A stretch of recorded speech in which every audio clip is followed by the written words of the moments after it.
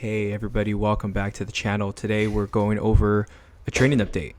We are working on a lot of power snatches, a lot of power clean and jerks, a lot of power cleans, everything under the sun it feels like. But doing these are extremely important for the overall movement because you do need these deadlifts, these weird sumo deadlifts you see me doing, which are very awkward at first because I barely do them at all. But when you do something new, it's always good for the body, right? So with doing a lot of these powers, we are emphasizing lower back strength, core stability, and posture.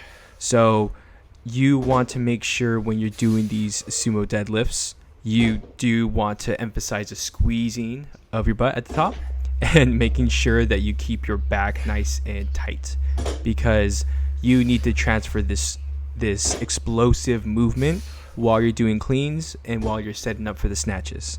So in doing these, we usually do these about 5x5, 90% of your clean and jerk max. And once you do that and you get the hang of it, those easily transfer over to your cleans and your snatches.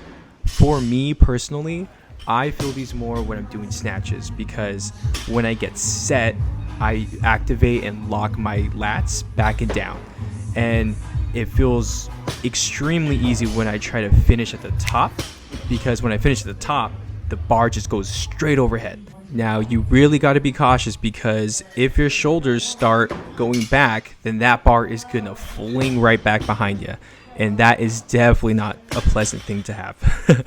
So when you do these, you just want to make sure you time your hip extension with the pull under as you see right there. Boom, tight, up, down. Boom, easy. That's money.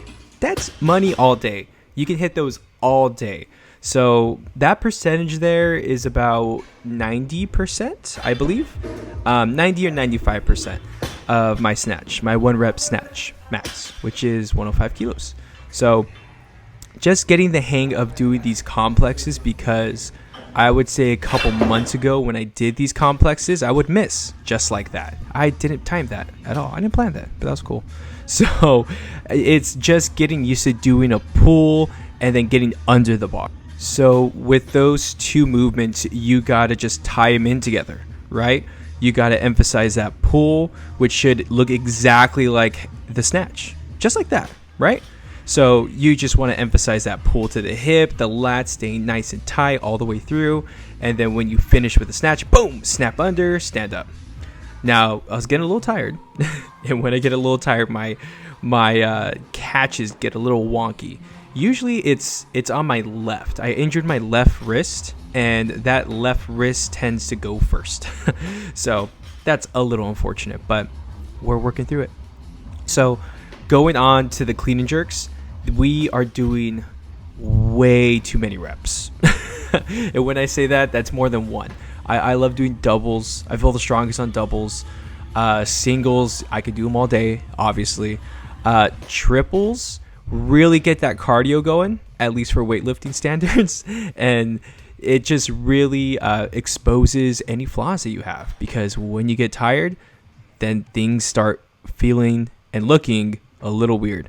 So, you know, doing these cleans, I'm feeling a lot better on these cleans actually, but because I'll give you a little secret, if you weigh a little bit more, the weight starts moving a little easier. So that's something I'm trimming down to. Currently I'm at 218, which is about 8 pounds heavier than what I usually typically sit at, but we are doing a strength cycle. Now, I do understand how that sounds like an excuse, because it is. It's 100% excuse. But thankfully, I'm trimming down as we speak. It's going to take maybe a couple of weeks or so, but you know, that's something where it gets on the mental aspect of training, right? You think, oh man, I just had a huge workout. I get to eat, you know, a good amount of food plus some cheat meals. But again, that's something that needs to be fixed and it will be attended to. So with a strength cycle, you got to have the squats.